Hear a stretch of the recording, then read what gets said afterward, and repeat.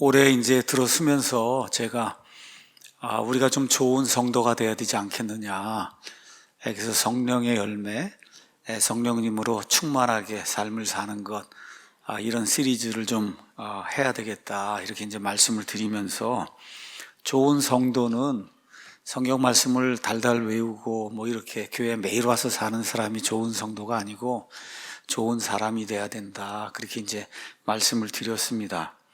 좋은 사람은 어떤 사람이냐? 성경적으로 가서 보니까 자기가 취약하다, 내가 좀 부족하다, 연약함이 있다, 성경적으로 얘기하면 또 내가 죄인이다, 이런 거를 스스로 인정하고 고백하고 다른 사람들 앞에서도 그것을 시인하고 이렇게 고집을 피우지 않고 자기의 연약함을 드러낼 줄 아는 이런 거를 성경은 취약함이라고 이야기하는데, 이 취약함이 인간에게는 아름다운 거다.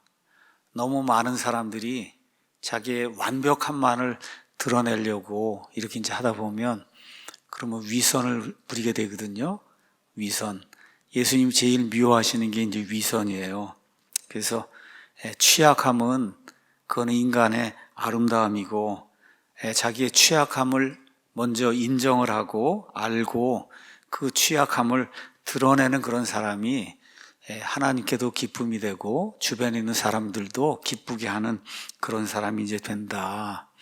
예수님께서 마가복음 2장 17절에 이렇게 말씀하셨어요. 온전한 자들에게는 의사가 필요 없으나 나는 취약한 게 하나도 없어. 이런 사람에게는 의사가 필요가 없는 거예요. 병든 자들에게는 필요하니 나는 의로운 자들을 부르러 오지 아니하고 죄인들을 불러 회개하게 하려고 왔노라 하시니라. 이렇게 기록이 돼 있어요. 그러니까 하나님 앞에 나갈 때도 죄인들, 취약한 사람들, 부족하다고 느끼는 사람들만 나갈 수 있는 거예요. 이 말씀이 대단히 중요하다, 이렇게 예수님께서 생각하시고 마태복음, 마가복음, 누가복음, 소위 우리가 공관복음이라고 하는 이 세 복음서에 이 말씀이 다 들어있는 거예요. 하나님은 취약한 사람만 사랑하시고 자기의 취약함을 고백하는 사람에게만 의롭다함을 주신다. 성경이 그렇게 이야기하고 있는 겁니다. 오늘은 간절한 기도는 취약함의 표시이고 취약한 자의 특권이다, 이런 제목으로 자기의 취약함을 아는 사람만이 간절히 기도할 수 있다. 오늘 우리가 누가복음 18장 1절에서 이제 8절 말씀 읽었거든요. 그래서 이 말씀을 가지고 간절히 기도한다고 하는 거는 하나님, 제가 취약한 사람입니다, 이거를 인정하는 거고, 그래서 간절히 기도하는 거는 자기의 연약함을 아는 사람만이 가질 수 있는 특권이다. 여러분, 특권이에요. 이 말씀을 같이 이제 생각을 해보려고 합니다. 자, 기도란 무엇인가 첫 부분 잠깐 이야기하겠습니다. 마태복음 18장 이 부분에 오면은 예수님이 이제 공생의 3년 반 거의 마감하는 그런 시점이 돼서, 그래서 이제 승천하시기 전에 제자들에게 알려주고 싶은 그런 말씀이 쓴 거예요. 그것은 뭐냐 하면 간절히 기도해야 된다. 오늘 특별히 여기 8절에 가서 보면 내가 너희에게 이르노니 그분께서 속히 그들의 원수를 갚아주시리라. 그 다음에 그럼에도 불구하고 사람의 아들이 올 때에 땅에서 믿음을 보겠느냐. 그렇지, 이 말씀하시죠. 그러니까 재림의 때를 이야기하는데 특별히 여기는 어떤 믿음을 얘기하냐 하면 기도하는 믿음을 얘기하는 거예요. 하나님을 신뢰하고 그분께 들어주시라고 믿고 기도하는 그 믿음을 재림이 다가오는 때에 그런 믿음을 가진 그런 사람을 얼마나 보겠느냐.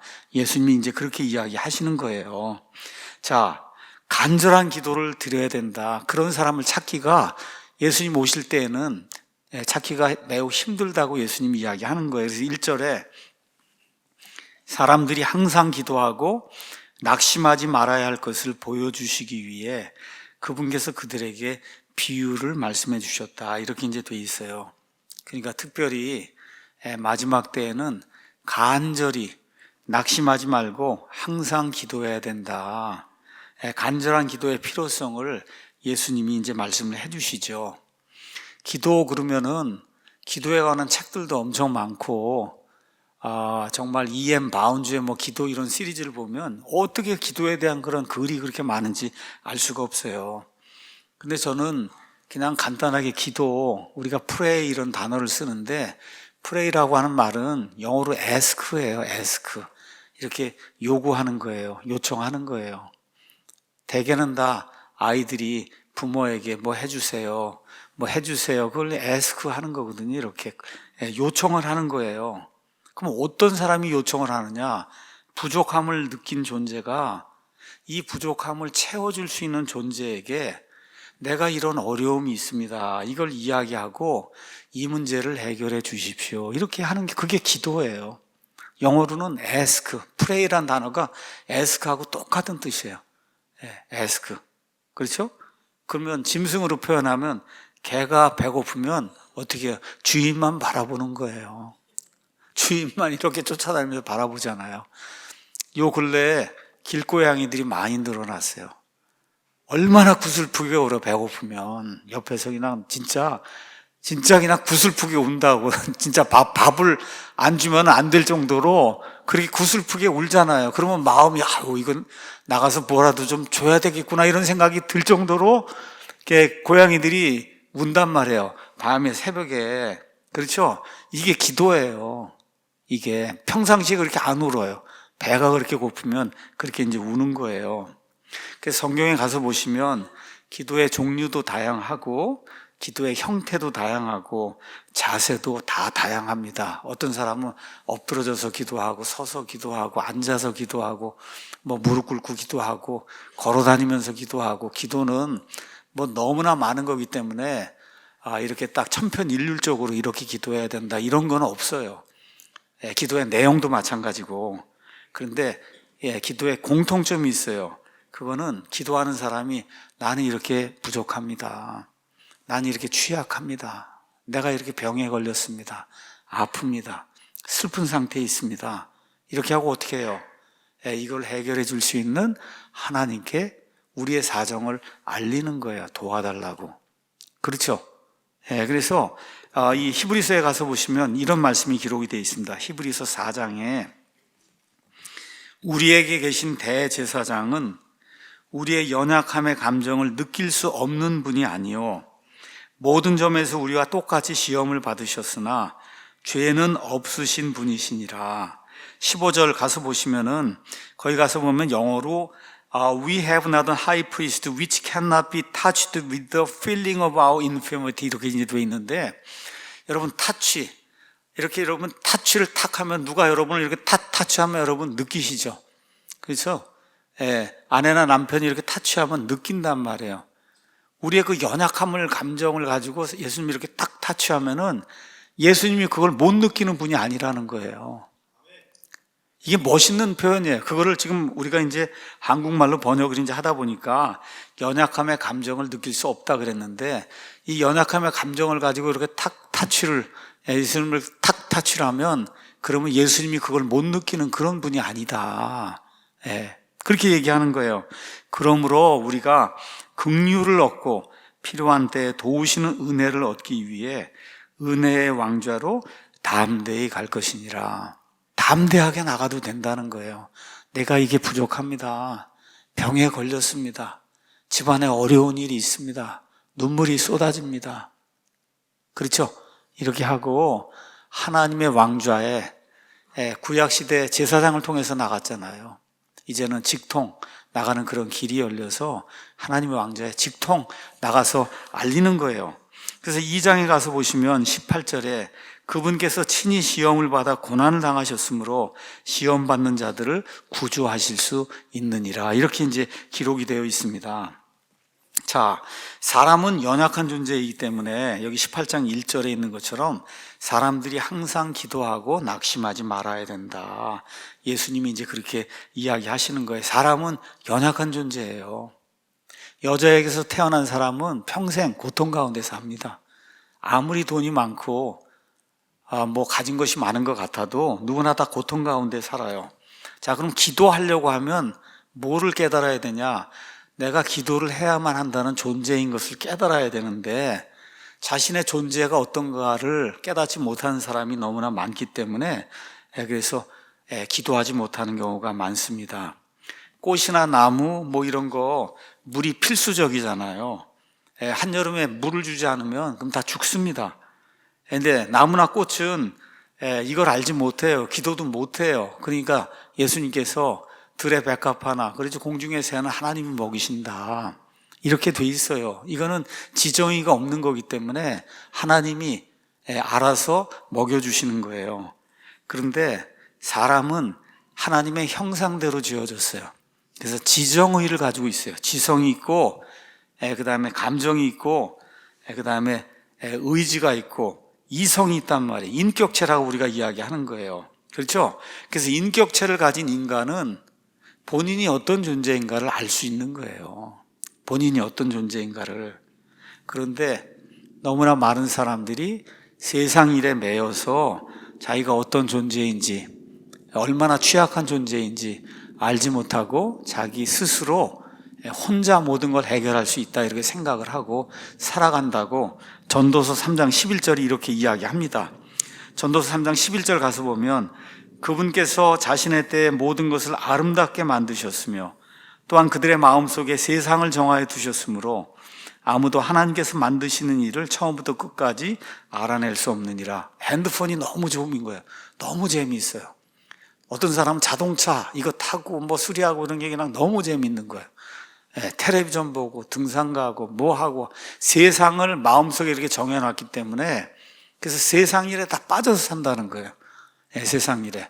이렇게 이제 하니까 본인이 어떤 존재인지 정말로 병에 걸려서 죽는 뭐 이런 상황에 몰리지 않으면 대다수 사람들은 자신의 취약함을 발견하지 못합니다. 그렇죠? 그래서 구원받지 못하는 거예요. 다 내 힘으로 할 수 있다. 이렇게 이제 생각을 하니까 이런 사람들의 이제 특징이 종교인으로 나타난다. 그런데 성경 말씀은 자신의 취약함, 내가 죄 가운데 빠져서 내 힘으로는 이 구덩이에서 나올 수 없다. 지옥불 속에 들어갈 수밖에 없다. 마귀에게 매여 산다. 내 육신의 정욕에 내가 이끌려서 산다고 하는 거, 이거를 깨닫고 그리고 간절히 구원을 소원해야 영원한 구원도 받을 수 있고 일상생활에서 죄와 시험의 유혹에서도 이제 구원 받을 수 있는 거예요. 특별히 그리스도인은 기도해야 됩니다. 기도. 그래서 성경에 가서 보시면 기도하라고 하는 그런 말씀이 많이 나오잖아요. 아무것도 염려하지 말고 오직 모든 일에 기도와 간구로 너희가 요청할 것들을 감사와 도부로 하나님께 알리라. 그러면 모든 이해를 뛰어넘는 하나님의 화평이 그리스도 예수님을 통해 너희 마음과 생각을 지키시리라. 저는 요새 이 성경 말씀을 많이 생각도 하고 많이 외웁니다. 여태까지 그런 생각 많이 하지 못하고 살았는데 나이가 점점 들면서 몸도 이제 쇠약해지고 뭐 나라 일도 그렇고 교회도 여러 가지 이제 문제가 있고 뭐 이런 거 생각하면서 그러면서 이 말씀을 하나님께서 주셨는데 이것대로 좀 한번 살아봐야 되겠다. 그렇죠? 아무것도 염려하지 말고 오직 모든 일에 기도와 간구로 너희가 요청할 것들을 감사와 더불어 하나님께 알리라. 그렇게 하면 모든 이해를 뛰어넘는 도저히 인간으로서는 생각해 볼 수 없는 그런 그런 뛰어넘는 하나님의 화평이 그리스도 예수님을 통해 너희 일을 다 해결해 주신다가 아니고 너희 마음과 생각을 지켜주신다는 거예요. 그래야 화평이 유지가 되는 거예요. 예수님이 만사형통이 되게 해서 그래서 우리가 화평한 게 아니라 모든 이해를 뛰어넘는 하나님의 화평이 그리스도 예수님을 통해 우리의 마음과 생각을 지켜주시니까 그러니까 어떻게 돼요? 화평해지는 거예요.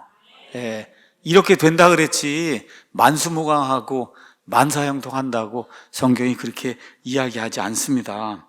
그래서 그리스도인은 기도해야 된다. 기도는 우리 주 예수 그리스도의 중재를 통해 그분의 이름으로, 내 이름으로 기도하라 그랬잖아요. 그거는 예수님이 하신 모든 사역, 예수님의 모든 인격, 그렇죠. 예수님의 모든 것을 걸고, 그렇죠.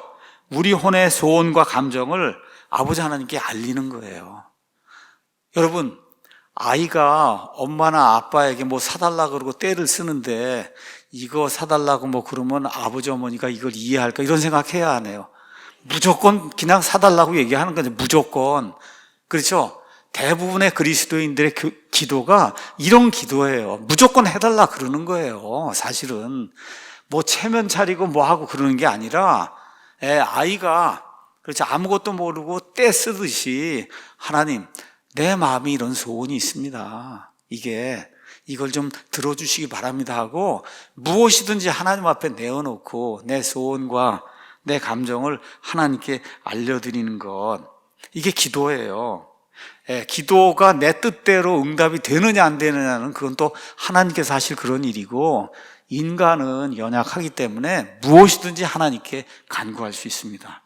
기도는 성령님의 도움에 힘입어 하나님께 우리의 마음을 알리고 대화하는 거기 때문에, 대화하는 거예요. 우리의 마음을 알리는 거예요. 주여, 제가 죽게 됐습니다. 이렇게 알리는 거예요. 제가 이렇게 돼서 죽게 됐습니다. 그냥 울음이 터져 나옵니다. 이렇게 알리는 거예요. 그래서 그리스도인에게는 기도가 혼의 생명, 혼이 살아있으면, 살아있는 혼이면 어떻게 아버지 하고 기도할 수밖에 없다는 거죠. 그렇기 때문에 기도하려고 하는 그런 마음이 없으면 정말 자기가 그리스도인인가, 이거를 우리가 생각을 해봐야 되는 거예요. 시편 4절에 가서 보면 사악한 자는 자기 얼굴의 교만으로 인해 하나님을 찾지 아니하리니 그의 모든 생각 속에는 하나님이 없나이다, 이렇게 기록이 돼 있어요. 세상에 많은 돈이 있고 지식이 있고 또 어떤 뭐 권력이 있고 이런 사람들은 하나님 찾지 않습니다. 하나님 안 찾아요. 다 자기 힘으로 할 수 있을 것 같기 때문에 그런 걸 하나님은 사악하다고 이야기해요. 그래서 그의 마음속에는 하나님이 없습니다. 그러니까 기도는 마음속에 하나님이 있는 사람만 하는 거예요. 마음속에. 그래서 내가 이걸 알려야 되지 않겠나. 심지어 아내에게도 얘기 못하는 거, 남편에게도 얘기 못하는 거, 자식들에게도 얘기 못하는 거, 가장 친한 친구에게도 얘기 못하는 거를 하나님, 내가 이 문제가 있습니다 하고 이렇게 말씀을 드리는 게 그게 기도죠. 그래서 기도는 특권이라고 우리 예수님께서 말씀해 주셨어요. 누가복음 11장 9절 가서 보니까 또 내가 너에게 이르노니 구하라, 그러면 그분께서 너에게 주실 것이요. 구하라, 영어로 가서 보니까 뭐로 돼 있어요? ask.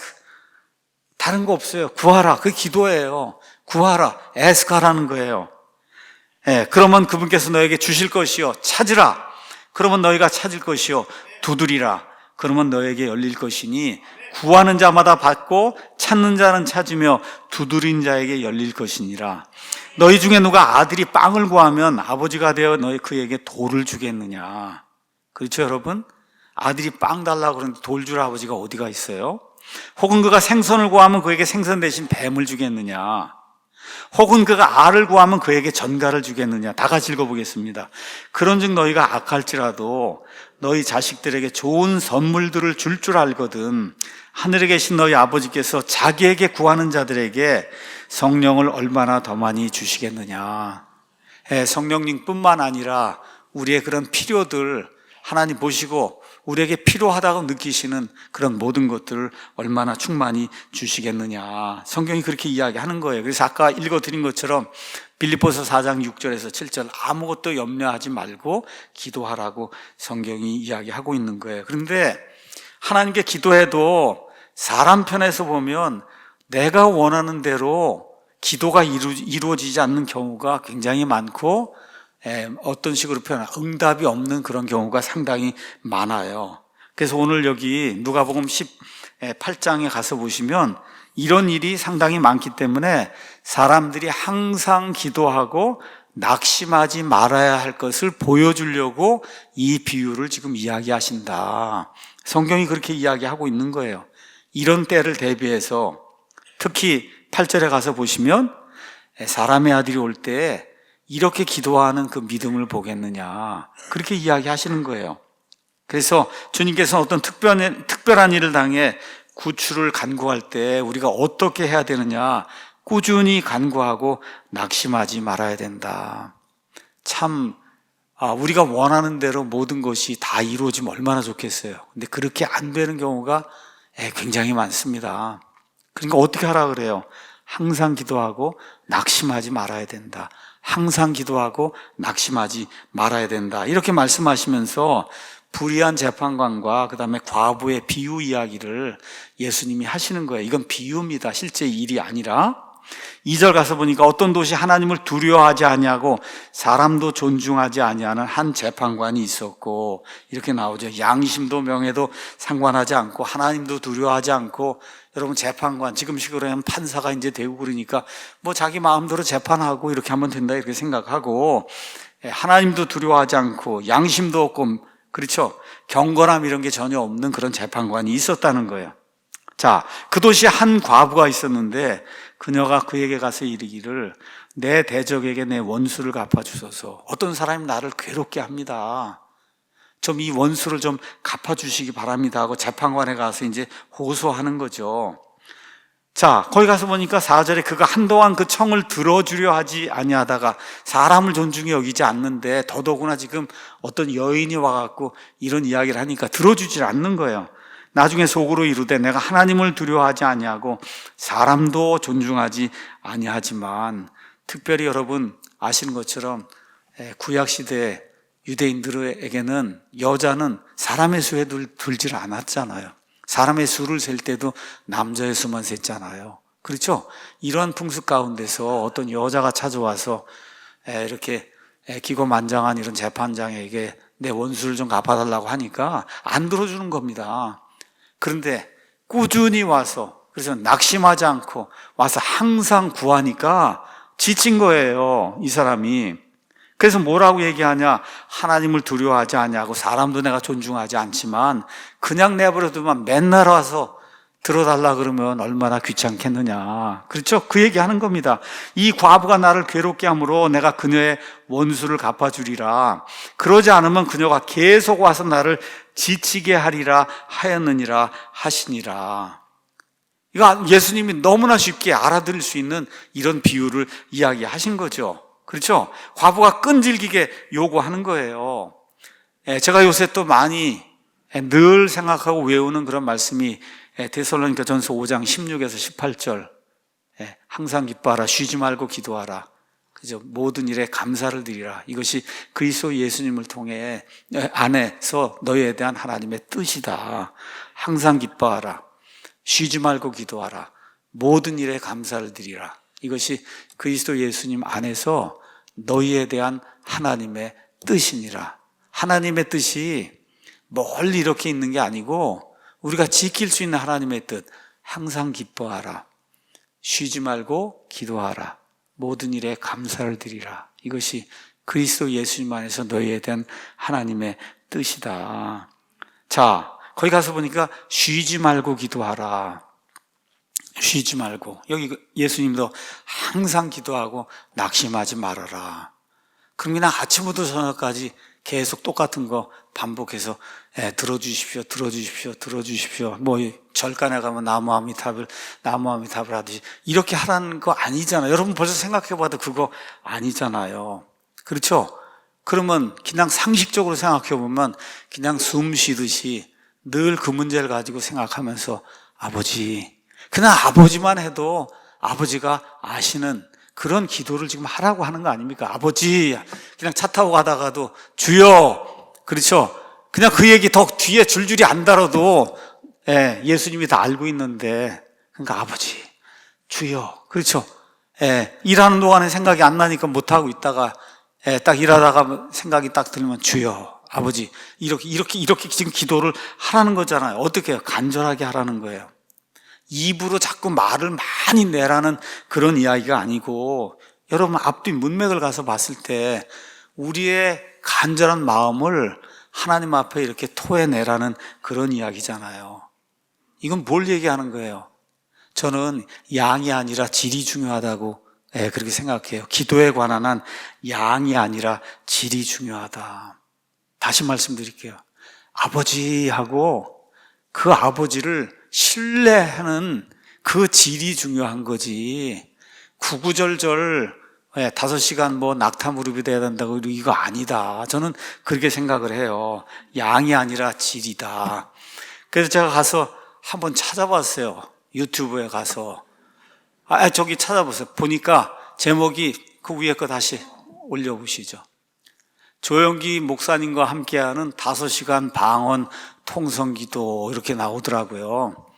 조영기하고 5시간 치니까 그래서 보니까 또 조영기 1시간도 있고 조영기 3시간도 있고 조영기 5시간도 있고 다 방언 통성기도예요. 거기 한번 틀어주시 영상을. 영상 제가 보낸 거 받으셨죠? 보냈어요. 가서 보세요. 거기 가서 좀 이따가 한번 찾아서 우리 김영현 경제님 찾아서 이제 보시고, 자, 영상 올렸으니까, 자, 그 다음 것도 보죠. 그럼 영상은 조금 이따 이제 한번 어떻게 하는 건가 조금 이따 이제 한번 보고. 자, 그 다음에 이제 가서 보니까 낙타 무릎이 이렇게 막 이렇게 굳어가지고, 그래서 낙타가 이렇게 딱, 땅에도 이렇게 주저앉고 그러거든요.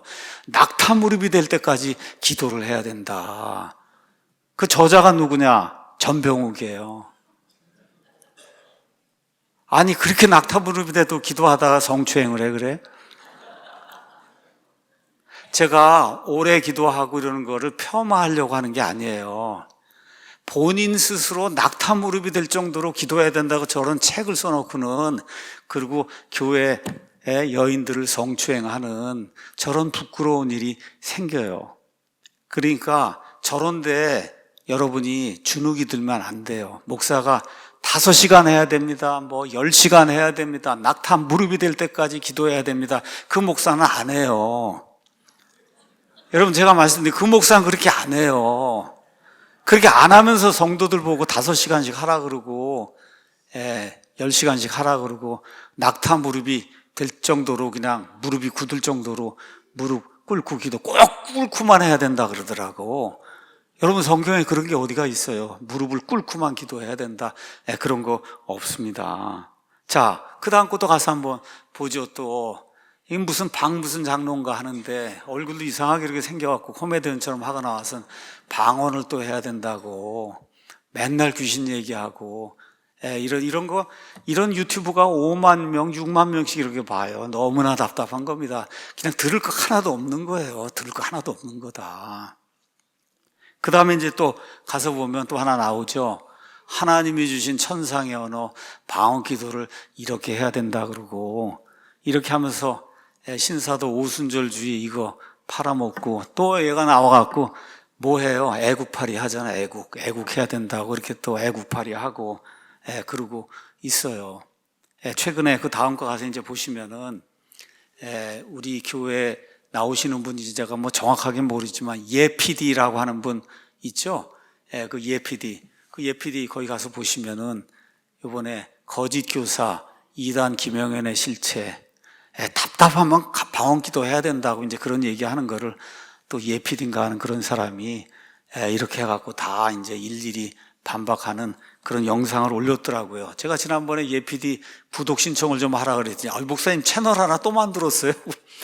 제 채널 아닙니다. 제가 언제 무슨 시간이 있어서 제가 또 뭐 보니까 이분이 무슨 AI 뭐 이런 걸 써갖고 뭐 이렇게 뭐 만들고 뭐 이렇게 하던데 저는 그런 거 없거든요. 그러니까 그냥 그렇게 아시고, 하여튼 예PD 그 다음에 토바구 예PD 채널 이름이 그 다음에 토바구 가서 보시면은 좀 좋은 그런 영상들이 있으니까 여러분이 좀 보시면 이제 좋을 것 같습니다. 이게 다 거짓 교사, 성경적으로는 이단이라고 하는 거는 어디에 답답하고 그러면 방언 기도하면 예수님이 들어주신다. 그런 내용이 어디가 있어요? 그렇죠? 그렇게 가르치면 그거 이단이에요. 그게 이단인 거예요. 자, 재판관의 이제 생각은 이대로 두면 본인만 골치 아프고, 그러니까 결국 어떻게 돼요? 해결해 주잖아요. 이거는 재판관이 공의롭기 때문에 해결해 준 게 아니고 과부가 끈질기게 요청을 했기 때문에 그래서 들어준 거다. 자, 거기 영상 있어요? 예, 있어요. 예, 그러면 지금 틀 수 있어요? 예, 준비되면 이렇게 손 드세요. 이따가. 예. 자, 그래서 하나님은 자신의 선택받은 자들의 간구를 결국은 들어주신다. 이렇게 7절이 이제 이야기하고 있는 거예요. 비록 하나님께서 밤낮으로 자기에게 부르짖는 자들, 그 자기의 선택받은 자들 향해 오래 참으실지라도 그들의 원수를 갚아주지 아니하시겠느냐. 필요한 것들을 갚아주신다고 이제 하나님께서 이제 말씀을 해주시죠. 자, 그러면 여기 나와 있는 선택받은 자들은 앞뒤 문맥상 이 사람들은 유대인들이고 특별히 재림의 때를 맞은 그런 유대인들이다. 지난 한 2600년 동안 국가 없이 이제 떠돌아다닌 이런 유대인들, 지금 여러분 통곡의 벽이라는 데 가서 맨날 기도하잖아요. 뭐 꽂아놓고. 그렇죠? 예. 그런데 주님께서 재림의 때 이들의 기도를 들어주신다. 이게 1차적인 뜻이고, 또 이거를 우리가 영적으로 해석을 하면, 그러면 구원받은 성도들, 그 구원받은 성도들이 이거를 좀 하나님 들어주십시오 하고 이렇게 간절히 기도할 때 들어주신다. 자, 이런 유대인들 또 구원받은 자들, 이상하게도 여기 나와 있는 이런 과부처럼 세상에서 자주 부당한 일을 많이 당합니다. 우리 교회도 요새 부당한 일을 이제 당하고 그러는데 사실 대적들이 곳곳에 많이 있어요. 이러면 어떻게 해야 돼요? 정말 어떨 때는 하나님 외에는 의지할 곳이 전혀 없습니다. 하나님 외에는 의지할 데가 전혀 없어요. 근데 우리 하나님이 이 재판관처럼 불의한 분이 아니에요. 공정하게 모든 걸 판단한 그분이고, 그래서 8절에 가서 보시면 결국 하나님이 들어주신다고 그렇게 이야기하고 있습니다. 어디 틀어도 돼요? 왜 자꾸 이게 왔다 갔다 하네? 그냥 유튜브에 가셔서 조용기 5시간 방언기도 틀어도 돼요. 괜찮아요. 예, 지금 나와요. 예, 조용기 목사와 5시간 방언기도.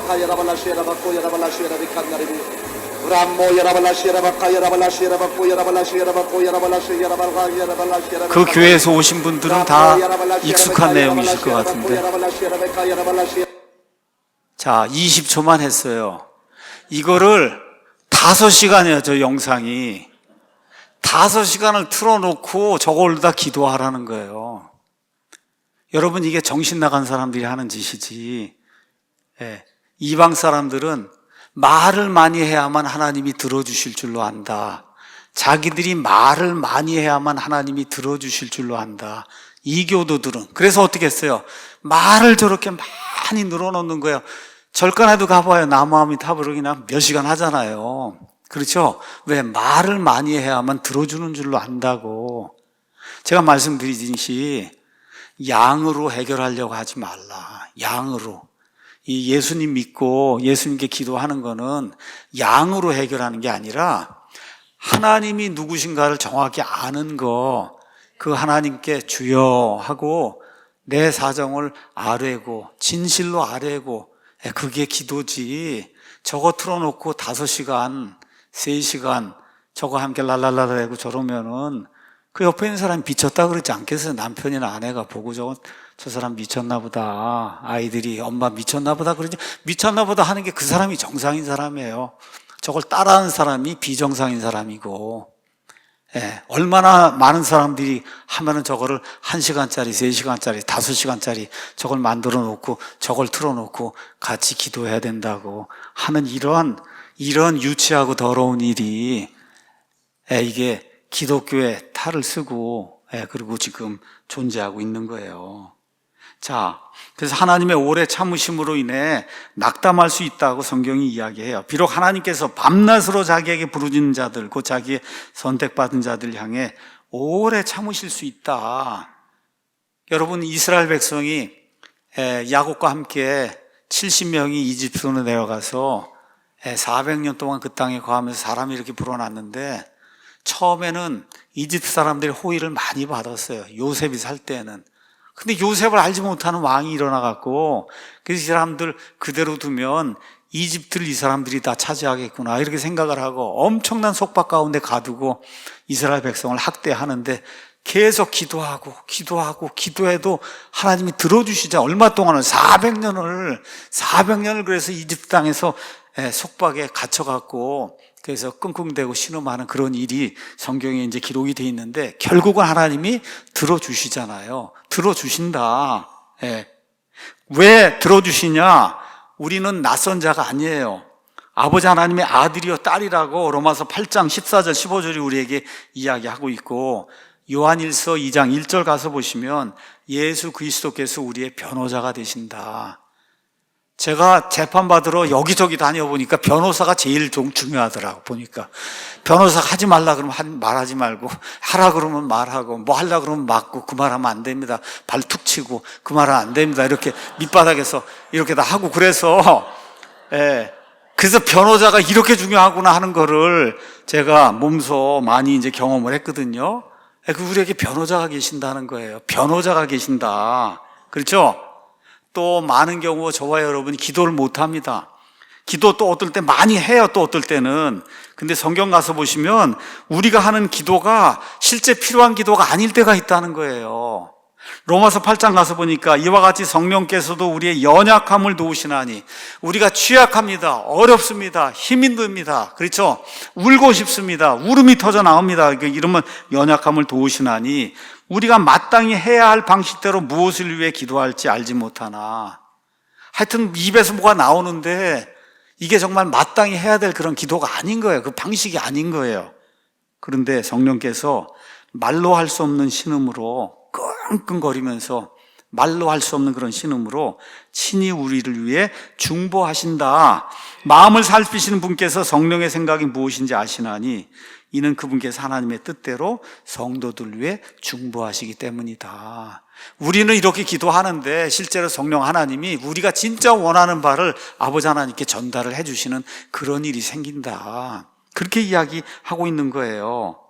그래서 아까 읽은 그런 성경 말씀처럼 아무 때나 하나님의 왕좌 앞에 담대히 나갈 수 있는 그런 권리를 가지고 있고, 로마서 8장 28절, 그래서 모든 것이 합력하여 선을 이루어 주시겠다고 하는 그런 하나님의 약속이 말씀이 있는 거죠. 근데 예수님 뭐라고 말씀하시냐? 18장 8절 가서 보니까, 그런데 특별히 재림의 때 예수님 다시 오실 때 그런 믿음을 발견하기가 대단히 어렵다. 여기 믿음은 기도에 대한 믿음, 그렇죠? 예수님 다시 오실 때 하나님을 믿고 신뢰하며 기도하려는 거. 저는 요즘 이승만 대통령 이런 그 역사 강의를 제가 많이 듣는다 그랬잖아요. 얼마나 성경에 철두철미하게 여기 성경에 이렇게 뭐라 그럴까, 박혔다 그럴까, 성경이 그에게 박혔다 그럴까. 그렇게 됐으면 그 성경에 있는 그거를 그대로 이 땅에 구현해 보려고 그렇게 노력을 한 거거든요. 있는 그대로 그거를 구현해서 예수교 국가를 좀 한번 만들어야 되겠다, 이런 생각을 했는데, 그게 어디에서 오는 걸까? 그게 믿음에서 오는 거예요. 믿음. 얼마나 그 하나님이 그 머릿속에 확고하게 이렇게 들어가 있으면은 우리 민족을 통해서 하나님이 이 땅에 기독교 국가를 세우고 이 공산주의 세력을 막는 이와 같은 그 최전선으로 우리나라를 이쪽으로 세우고, 그래서 결국은 미국과 함께 공산주의를 막아내는, 공산주의는 마귀의 영이잖아요. 그렇잖아요. 이거를 막아내는 그런 국가로, 이 민족으로 우리를 택하셨다. 이게 얼마나 머릿속에 확고하게 이렇게 들어있는가. 그걸 이렇게 보면서 그러한 그 믿음이 대한민국을 만들어냈구나 하는 그런 생각을 너무나 많이 하게 됩니다. 그러니까 이 믿음은 어디에서 오는 거냐? 하나님을 바르게 아는 데서 오는 거예요. 사도 바울도 마찬가지고 이승만 대통령도 마찬가지고 큰 일을 이룬 하나님의 모든 사람들은 하나님을 올바로 철저히 바르게 아는 그런 믿음, 그런 믿음을 가지고 있었기 때문에 기도에 대한 믿음도 마찬가지예요. 하나님을 신뢰하는 거예요. 신뢰하는 거다. 참 이게 어려운 일입니다.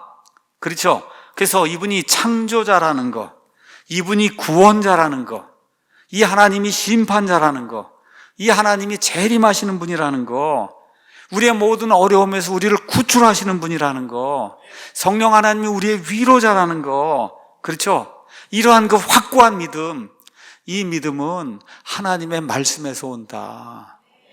하나님의 말씀에서 온다고 로마서 10장 17절이 우리에게 이야기하고 있는 거죠. 그러니까 믿음의 효력은 내 믿음의 크기가 아니라 믿음의 대상에 있는 거예요.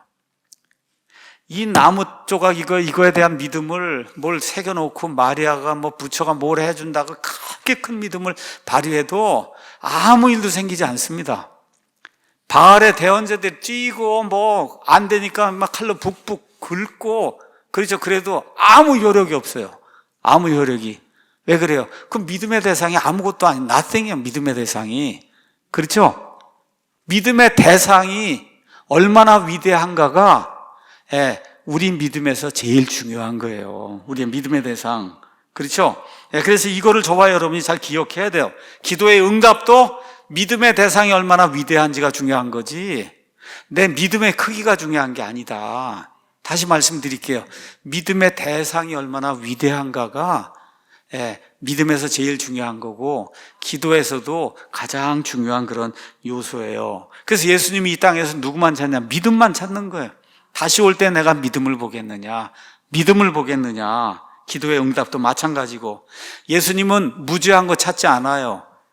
강한 거 찾지 않아요. 순수한 거, 의로운 거 이런 거 찾지 않습니다. 왜? 사람의 모든 건 다 더럽기 때문에 하나님의 약한 것이 사람의 강함보다 훨씬 더 강하다고 성경이 이야기하고 있어요. 마더 테레사 같은 이런 사람들 뭐라 그래요? 무슨 종교를 통해서 나가든 선하게 살면 다 구원받는다.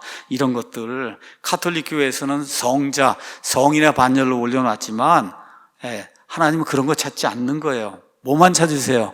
믿음만 찾는 거예요. 그렇죠? 믿음이 없이는 하나님을 기쁘게 할 수 없나니 그분께 나가는 자는 반드시 그분께서 계시는 것과 그분께서 자신을 부지런히 찾는 자들에게 보상해 주는 분이심을 믿어야 하느니라. 부지런히 찾고, 그렇죠? 간절하게 기도하는 그런 사람에게 보상해 주신다는 거죠. 자, 그럼 무엇을 두고 우리가 간절히 기도해야 되냐? 개인의 문제. 일단은 ask. 여러분 애가 떼를 쓰는 거 다 개인 문제잖아요. 그렇죠. 자전거 사달라, 먹을 거 달라, 해달라 하는 거 다 개인의 문제니까 인간으로서는 어쩔 수 없는 거예요. 저와 여러분이 살아가면 가장 많이 필요한 게 개인의 문제니까. 특히 질병의 문제. 질병처럼 힘든 게 어디가 있어요? 그렇죠. 몸이 아프면 제일 힘든 거예요. 제가 요새 둘째 사위도 그렇고 이런저런 이야기를 하길래 이제 나이가 점점 들어보면 제일 중요한 게 건강이라는 거 알 수 있을 거다. 건강하지 않으면 다 nothing, 아무것도 아니야. 건강해야 돼. 그렇잖아요. 질병에 걸리면 얼마나 힘들겠어요. 그러면 열왕기하 20장에 나와 있는 히스기야의 기도 왜 거기에 기록을 해뒀냐? 하나님께서 때로는 우리의 눈물을 보시고 기도의 응답을 해주신다는 거예요. 기도의 응답을 해주신다. 마가복음 9장에 가서 보시면 마귀 들린 아들이 있는데 그 아들을 고치기 위해서 그 아버지가 얼마나 간절히 구하는 그런 모습이 그 안에 기록이 돼 있어요. 마가복음 7장 30절 가서 보니까 수로보니게 여인이 마귀 들린 자기 딸을 고치기 위해서 겪는 그 수모가 그 안에 기록이 돼 있잖아요. 근데 예수님 뭐라 그래? 내 믿음대로 될지어다 하고 고쳐주시잖아요. 그래서 인생을 살면서 정말 어려운 그런 일이 닥칠 때는 주여 하고 눈물도 흘리고 기도할 줄 아는 그런 사람이 돼야 돼요. 어떻게 기도해야 돼요? 간절하게 기도해야 된다. 항상 기도하고 낙심하지 말아야 된다. 이것뿐만 아니라 인간이면 살기 위해서 직장이 있어야 되고 또 재정 문제가 해결이 돼야 되잖아요. 근데 이게 해결이 안 돼서 또 어려움 겪는 분들이 얼마나 많아요. 그렇죠? 우리가 할 일 다 하고 어떻게 해야 돼요? 간절하게 기도해야 됩니다. 간절하게 기도해야 돼요. 인간관계 참 이것도 얼마나 어려운 거예요. 며느리와 그 다음에 시어머니, 부모 자식 관계, 부부 관계 등 그죠? 사무엘기상 1장에 가서 보면 그 한나 이야기가 나오잖아요. 남편과 아내의 관계 이런 모든 거. 다윗 시편 가서 보면 얼마나 많이 울고 하나님 앞에 기도하는가. 이게 시편에 기록이 돼 있잖아요. 시편 57편에 가서 보시면 56편에 가서 보시면 이런 말씀이 기록이 돼 있어요. 8절에 내가 떠도는 것을 주께서 세시오니 내 눈물들을 주의 병에 담으소서. 얼마나 많이 울었으면 내 눈물들을 주의 병에 좀 한번 담아주시기 바랍니다. 그것들이 주의 책에 있지 않습니까? 책에도 다 기록이 돼 있지 않습니까? 내가 주께 부르짖을 때 내 원수들이 물러가리니 하나님께서 내 편이심으로 이것을 내가 아나이다. 얼마나 아름다워요. 하나님께서 내 편이시기 때문에 내가 눈물을 흘리고 하나님 앞에 간구할 때 내 원수들이 물러갈 줄 내가 압니다. 이거는 이런 걸 체험한 사람만이 기록할 수 있는 그런 시편이잖아요. 그러니까 같이 읽는 겁니다. 이런 시편을. 그렇죠? 어떻게 해요? 간절하게 기도해야 돼요. 세상 살다 보면 얼마나 비방이 많은지 모릅니다. 비방당하는 거. 정말 말도 안 되는 그런 일로 비방당하잖아요. 대적자들이 많이 나타나요. 시편에는 이런 대적자들을 만났을 때 어떻게 다윗이 행동했는가, 이런 내용이 굉장히 많이 나옵니다. 시편을 읽으면서 어떻게 해요? 간절하게 기도해야 돼요. 교회 문제, 어떤 교회를 우리가 이루어 나가야 될 것인가, 어떤 교회를 할 것인가, 어떻게 이 교회를 지켜야 될 것인가, 간절하게 저와 여러분이 기도해야 됩니다. 우리가 이제 성경 문제, 이거 킹제임스 성경이 옳다, 많은 사람들이 이단이다, 그렇죠? 이렇게 하는 거, 이걸 뚫고 나가야 되는 거예요. 그 사람들의 주장이 이단이지 하나님께서 말씀을 보존해 주신다고 하는 게 성경에 있는 말씀이에요. 이것대로 우리는 믿는 겁니다. 그럼 비방당하고 고통당하고 나쁜 소리 듣고 어떻게 해요? 간절히 기도하면서 나갈 수밖에 없어요. 특별히 한국교회 바른 성경 사용하고 하는 그런 사역자들이 많이 생기기를 위해서 기존 교회들이 이런 전통이니 뭐 이런 거 다 버리고 성경 그대로 돌아갈 수 있도록 저와 여러분이 간절하게 기도해야 돼요. 마지막으로 국가 문제가 있어요.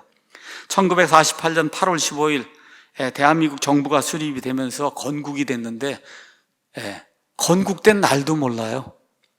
특히 지난번 대통령이라는 자는 우리나라 건국일도 몰라. 대통령이. 이런 사람이 대통령으로 앉아있는 이런 한심한 나라가 어떻게 건국이 됐는지 가르치잖아요. 학교에서 건국이 어떻게 됐는지를 가르치지 않는 유일한 나라, 대한민국. 여러분, 이 나라가 어떻게 생겨났는지를 이 나라의 땅에 사는 사람들이 몰라요. 이렇게 돼서 지금 어려움이 발생하고 있는 거예요. 다행히 요즘 김덕영 감독의 이승만 다큐멘터리 건국전쟁, 그게 뭐 100만 명 관객도 넘어서고 정말 너무 감사하고, 제가 며칠 전에는 건국전쟁 이제 책도 나온다 그래서 추천사를 써달라 그래서 추천사도 써주고 참 좋은 일이 이제 생기고 있는 거예요. 아침에도 말씀드린 것처럼 요즘 제가 이호 목사님이라고 한 분의 이 강연을 매일같이 듣고 있습니다. 시리즈가 여러 개 있는데 여러분에게 좀 소개합니다. 이호 이거 치시고 대한민국 교회의 좌경화. 지금 대한민국의 좌경화를 이루는데 이 교회가 온상이 돼 있어. 온상. 다 교회에서 나온 거야. 이 대한민국 좌경화가. 그래서 저거 2시간짜리를 들으시면 이게 이렇게 해서 교회가 좌경화가 됐구나. 자, 그 다음에 또 2시간짜리가 있어요. 대한민국 교회와 공산주의. 정말 놀라운 일이 이 안에 기록이 돼 있어요. 말 그대로 교회가 없었으면 대한민국은 생겨나지도 않고 지금까지 존재할 수도 없었다. 그걸 아주 조목조목 증거를 대서 이야기하는 너무너무 감명 깊은 그런 강연입니다. 그 다음에 이제 7개짜리 하나님의 기적, 대한민국 건국, 여러 가지 그 주제를 가지고 한성 감옥부터 시작을 해서 한성 감옥에서 이승만이 회심을 1899년에 회심했다고 하는데 회심한 이후에 감옥에서 40명을 회심을 시키는데 제가 정확히 기억하기로는 그 당시 밖에서 구원받은 사람이 40명인데 이승만이 한성 감옥에서 구원받게 한 사람이 40명이다. 거기에 유명한 이러한 그 이준 열사도 들어있고 이상재 선생도 들어있고 이런 사람들 40명이 3.1운동을 일으키고 독립운동을 하고 이렇게 해서 나중에 대한민국의 인재를 길러내는 그런 일, 모두가 다 기독교인들이 그런 일을 했다고 하는 이런 내용들 정말 아름답게 이런 자료와 함께 이렇게 제시가 되어 있는데 너무너무 좋습니다. 근데 문제가 뭐냐, 저 같은 목사도 이런 역사를 한 번도 들어본 적이 없어요. 그러니 대다수 국민들이 다 똑같을 거 아니에요? 정말 이거를 대한민국 교회에 다닌다고 한 사람이라고 하면 이 정도 강의 좀 한번 들어보면 좋을 것 같아요. 그래서 이 이승만이 회심한 이후에 지금까지 왜 우리가 이렇게 못 살았냐, 5,000년 동안 무당, 샤머니즘, 귀신 종교 섬겨서 안 된 거다. 이걸 딱 깨닫고 어떻게 해야 되겠어요? 예수교 국가를 만들어야 되겠다. 예수교 국가, 그렇게 예수교 국가, 기독교를 예수교라 그랬어요. 예수교 참 하나님만이 이 나라에 해방의 자유를 주고 그 하나님을 믿을 때 이 나라가 번성하는 그런 국가가 될 수 있다. 이런 비전을 가지고 1899년부터 그가 돌아갈 때까지 그 비전을 가지고 이 나라를 세우고 공산주의를 물리치고 전 세계에서 유일하게 신생국 가운데 공산주의와 싸워서 공산주의를 이긴 그런 국가가 된 거예요. 그 배후에 뭐가 있냐? 기독교가 있고 대한민국의 교회가 있고 서부 청년단이 있고 다 이렇게 이제 된 거예요. 남로당 공산주의자들이 당시 100만이었는데 죽창 들고 쫓아다니면서 이승만 세력과 이런 교회 세력을 다 죽이려고 집회를 열지 못하게 할 때 여기 한경진 목사님과 서부 청년단 이런 사람, 이북에서 공산당 경험하고 나왔던 이런 젊은이들이 그 모든 거 다 막아내고 무려 17,000명이 죽임을 당하면서 그러면서 이 나라를 지켜낸 거다. 놀라운 그런 역사의 기록들이 그 안에 이제 있습니다. 다시 말씀드리지만 인류 역사에서 1945년 전쟁이 끝나고 신생국 가운데 유일무이하게 공산당하고 싸워갖고 공산당을 물리치고 자유민주주의 시장경제 체제를 이룬 국가는 대한민국 하나밖에 없는데 왜 그러냐? 예수교 국가가 됐기 때문에 그렇다. 결국 대한민국은 기독교 성도들의 비전과 희생으로 이루어진 국가고 그래서 무너졌어도 벌써 여러 번 무너졌을 텐데 지난번 그 정권도 견뎌내고 그리고 지금까지 살아남아 있는 거예요. 근데 지금의 교회들이 어떤 상태냐? 여기 아파트 한번 가서 보세요. 금이 지금 다 가 있어요. 그럼 저거 아파트, 저 건물을 수리해야 되는데 저 안에 들어가 있는 사람들은 내 집만 꾸미고 있는 거예요. 대한민국의 모든 교회들이 저 아파트 안에 살고 있는 주민이에요. 지금 아파트, 국가라고 하는 교회 저 아파트가 다 지금 다 무너져 내리려고 하는데 내 집만 꾸며요. 성전 꾸민다 그러면 내 집만 지금 꾸미고 있는 이런 상황 속에 놓여 있다. 어떻게 되겠어요? 저와 여러분 지금 깨어있는 사람이 매일 매시간 국가의 안보를 위해서 어떻게 간절하게 기도해야 되는 겁니다. 대통령을 비롯해서 위정자들 위해 반드시 간절하게 기도해야 되는 거예요. 결론의 말씀, 예수님께서 기도하지 않으면 낙심한다 그럽니다. 기도하지 않으면 항상 기도하고 낙심하지 말아야 할 것을 보여주시려고 이 비유를 말씀해 주셨어요. 늦게 응답이 되는 거라 같이 느껴져도 하나님이 반드시 들어주신다. 특별히 마지막 때에는 이런 기도하는 믿음을 찾아보기가 대단히 어렵다. 우리 사랑침대교회 모든 성도들이 기도하는 믿음을 소유한, 하나님을 기쁘게 하는 그런 믿음을 가진 그런 기도의 사람들이 되기를 예수님의 이름으로 축원합니다.